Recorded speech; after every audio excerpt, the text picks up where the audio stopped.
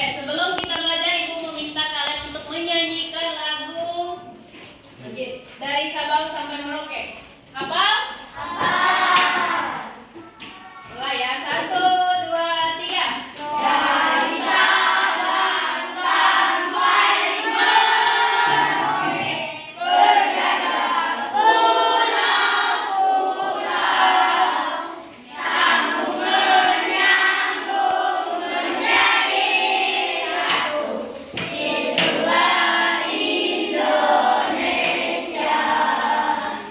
Indonesia tanah airku, aku berjanji padamu, menjunjung tanah airku Indonesia. Bagus. Yang belum hafal, dihafalkan ya. Selanjutnya silakan keluarkan buku kalian.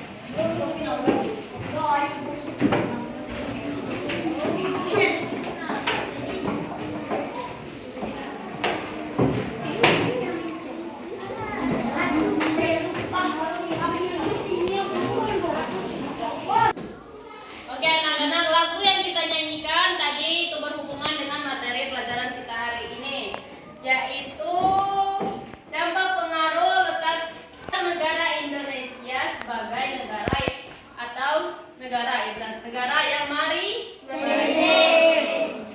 berarti Indonesia itu negara yang memiliki banyak kepulauan. Oke, sebelumnya Ibu akan mengingatkan pelajaran kita minggu lalu, yaitu letak geografis Indonesia. Ada yang tahu letak geografis Indonesia? Tahu.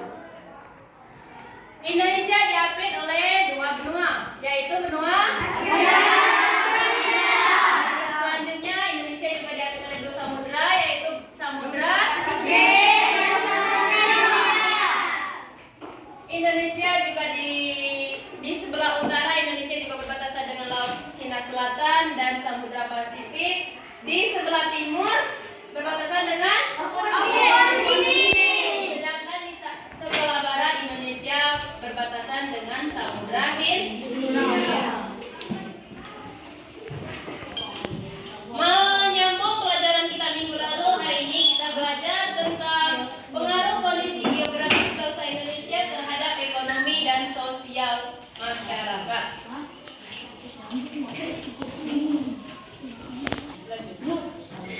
Pertama kita akan membahas pengaruh letak geografis terhadap ekonomi masyarakat Indonesia. Ada berbagai macam pengaruh yang dirasakan atau yang berdampak kepada negara kita, seperti 1, terbukanya lapangan pekerjaan. Sebagai negara yang maritim, banyak terbukanya lapangan pekerjaan yang bersandar atau yang terdapat di wilayah perairan ataupun kelautan. Contohnya adalah seperti pekerja pelabuhan, nelayan, pariwisata, dan pertambangan. Ayo sebelumnya Ibu mau tanya, apakah ayah atau ibu kalian ada yang bekerja di laut atau pantai seperti menjadi nelayan atau pegawai di pelabuhan? Ada tidak? Ayo siapa yang tahu alasannya kenapa tidak ada warga sekitar kita yang tidak bekerja di pelabuhan atau pantai? Ayo Opa silakan. Karena tempat kita jauh dengan laut atau pantai. Benar? Benar. Beri Opa tepuk tangan. Ya, jawabannya benar karena tempat kita atau daerah kita ini jauh dari pantai ataupun laut. Selanjutnya itu ada pengaruhnya menjadi jalur perdagangan dunia. Ya, dikarenakan negara kita ini banyak laut dan pantai, jadi Indonesia itu berada di persimpangan jalur perdagangan dunia lewat lintas air perairan. Selanjutnya pengaruh yang ketiga yaitu wisata bahari yang indah. Siapa yang pernah ke pantai?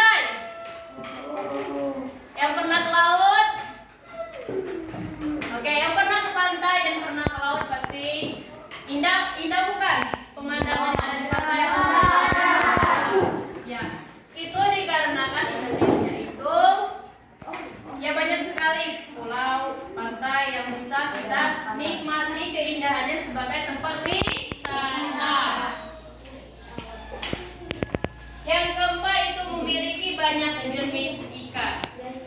Ibu yakin kalian sudah tahu berapa banyak atau sangat banyak jenis ikan di Indonesia. Contohnya seperti kalau ikan air laut itu ada ikan hiu, ikan paus, ikan apa lagi yuk? Ikan pari, ikan apa lagi? Apa lagi? Dan masih banyak lainnya. Selanjutnya juga terdapat ikan air tawar seperti ikan mujair, ikan emas, ikan apa lagi? Ikan lele, ikan apa lagi? Ikan nila, dan lain-lain. Terus yang terakhir itu ada memiliki sumber bahan mineral dan energi. Mineral seperti air minum. Jadi Indonesia mungkin tidak akan kekurangan mineral atau sumber air karena memiliki banyak daerah yang mempunyai air. Dan juga energi yang terdapat atau yang ada di sekitar perairan itu seperti minyak bumi. Selanjutnya kita membahas pengaruh geografis Indonesia sebagai negara. Selanjutnya kita membahas tentang pengaruh geografis Indonesia terhadap sosial masyarakat. Yang pertama itu adalah pertukaran informasi dari berbagai jenis, dari berbagai negara. Karena merupakan jalur perdagangan internasional atau perdagangan dunia, banyak pertukaran informasi yang terjadi antara negara Indonesia dan negara luar.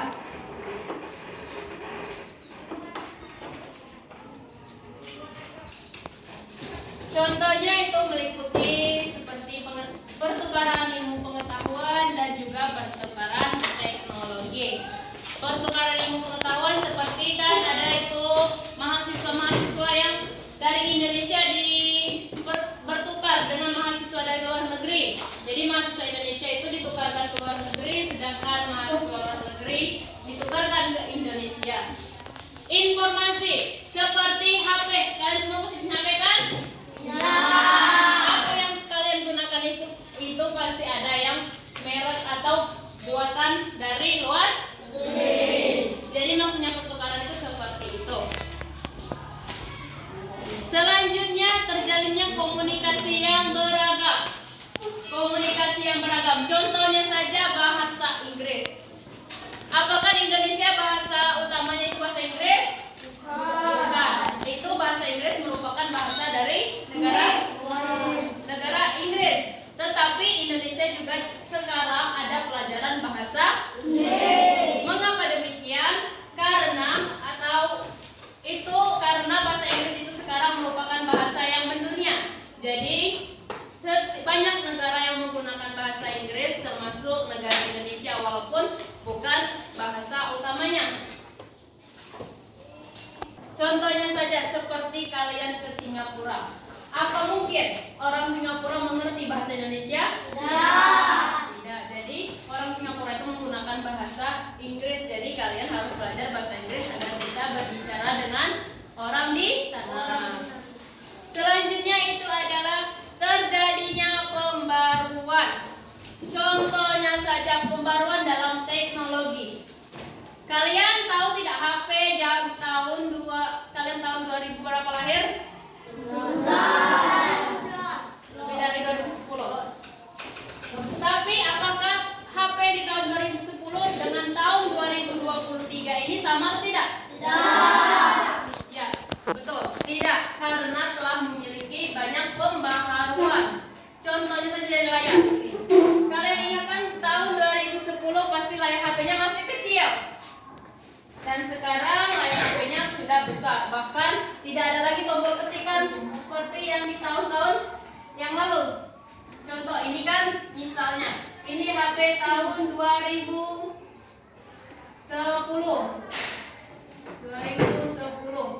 Pasti layarnya cuma setengah kan? Sisanya itu adalah ketikan dari A sampai Z, dari 1 sampai 10. Sedangkan HP yang di tahun ini kebanyakan layarnya sudah full. Semuanya adalah layar. Contohnya dari segi kamera handphone. Ini anggap saja bagian belakang dari handphone. Pas waktu 2010 itu kan pasti kameranya cuma satu. Bisa di tengah, bisa juga. Biasa di sini nih. Nah, ini bagian belakang baterai. Untuk tahun 2023 banyak jenis HP yang menggunakan banyak sekali kameranya. Bahkan ada yang sampai 3 ataupun 4 kamera seperti HP iPhone. HP iPhone ada yang 4 kamera kan? Ada. Ini misalnya, anggap saja itu HP. Jadi dari situ kita melihat banyak yang terjadi pembaruan terhadap teknologi ataupun pengetahuan dari dampak perdagangan antar negara. Selanjutnya itu ada munculnya komunitas atau perkampungan etis. Kan negara kita tadi banyak wisatanya. Jadi banyak yang datang ke Indonesia untuk berwisata. Bahkan ada warga luar yang masuk ke Indonesia dan menemukan pasangannya dan menikah ke Indonesia. Adapun beberapa komunitas yang ada di Indonesia, contohnya itu komunitas dari pecinan. Berarti itu mungkin warga negara Cina, kampung Hindia, dan juga adapun komunitas kampung Arab. Yang terakhir itu adalah pertukaran budaya. Sangat banyak ya kalau pertukaran budaya, bisa berupa makanan, bisa juga berupa kesenian. Contohnya kalau makanan itu ada rendang. Apakah rendang masih penjualannya cuma sampai di Indonesia saja? Ya. Karena sekarang rendang itu sudah mendunia, bahkan sampai ke Amerika mungkin, dan juga sampai ke Korea atau Jepang. Selanjutnya itu dalam bidang kesenian, wayang. Contoh saya batik. Apakah kalian pernah melihat orang luar pakai batik di televisi atau di HP? Ya. Ada. Ada atau ada? Ada. Orang luar tapi menggunakan batik. Batik itu kan merupakan baju atau ciri khas dari negara Indonesia. Dan sekarang batik sudah mendunia. Selanjutnya itu ada wayang. Wayang itu banyak jenisnya, wayang kulit. Bukan wayang yang kalian tepuk-tepuk. Wayangnya itu wayang kulit. Oke anak-anak, selanjutnya kita membahas tentang pelabuhan dan bandara yang ada di Indonesia. Ayo, siapa yang tahu salah satu saja pelabuhan atau bandara yang ada di Indonesia? Angkat tangan. Dari provinsi mana saja? Ayo, Bakahuni. Ya, pelabuhan Bakahuni. Siapa yang tahu tempatnya di mana? Di provinsi apa? Ayo, Febri. Provinsi Sumatera Selatan. Salah. Ada yang bisa membenari? Ayo. Di angkat tangan. Lampung. Benar. Salah satu pelabuhan itu di Indonesia itu adalah pelabuhan Bakahuni. Bakahuni itu biasanya itu termasuk pelabuhan yang menghubungkan atau pelabuhan yang harus dilintasi yaitu antar pulau, yaitu Pulau Sumatera dengan Pulau Jawa. Sebelumnya apa arti pelabuhan? Ada yang tahu arti pelabuhan? Ya, yang tahu angkat tangan. Ya, Esta. Apa pelabuhan? Tempat untuk berlabuhnya kapal. Ya, benar. Pelabuhan adalah tempat yang sengaja dibangun untuk berlabuhnya sebuah kapal, baik itu untuk mengangkut barang ataupun mengangkut penumpang. Jadi pelabuhan tadi adalah tempat berlabuhnya suatu kapal. Selanjutnya ada juga bandara. Bandara adalah kawasan di daratan tertentu atau daratan yang khusus untuk pesawat yang digunakan sebagai tempat lepas atau mendaratnya pesawat. Ada yang pernah ke bandara? Belum pernah. Ibu juga belum pernah ke bandara. Ayo, ada yang tahu salah satu bandara yang ada di Indonesia? Ayo angkat tangan. Ayo.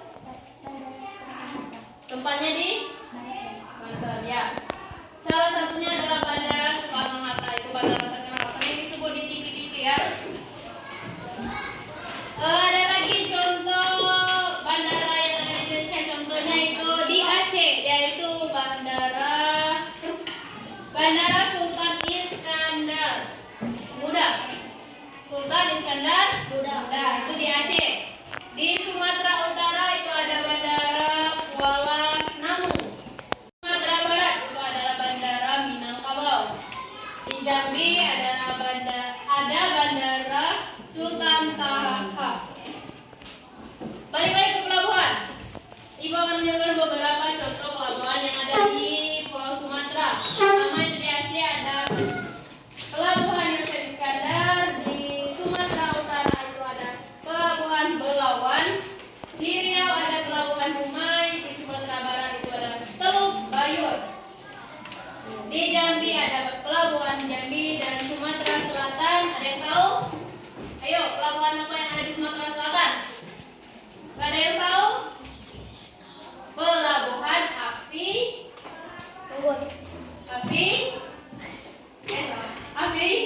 Pelabuhan Tanjung Api-Api. Kan tadi pelabuhan di Sumatera Selatan ada Tanjung Api-Api. Yang tahu bandara yang ada di Sumatera Selatan? Ayo, yang ada di Kota Pagaralam, silakan angkat tangan. Siapa yang jawab? Ayo deh, siapa? Ayo, tempatnya di desa apa? Ayo Ilham. Ya, di Samping. Karena waktunya sudah habis dan sebelum pulang Ibu akan memberi tugas rumah. Tugasnya itu adalah mencari 10 nama bandara yang ada di seluruh Indonesia. 10 nama bandara dan 10 nama pelabuhan. Tugas rumah. Catat ya, di buku tulisan, buku latihan. Tugas rumah.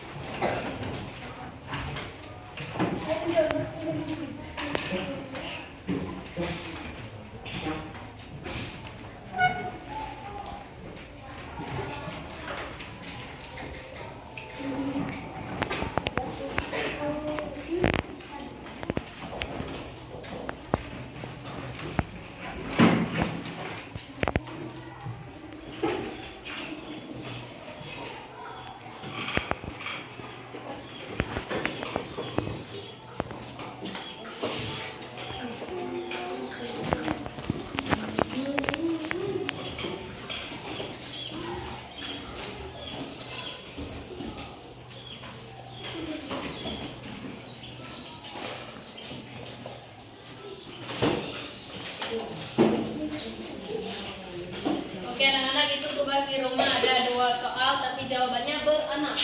1 soal 10 jawaban.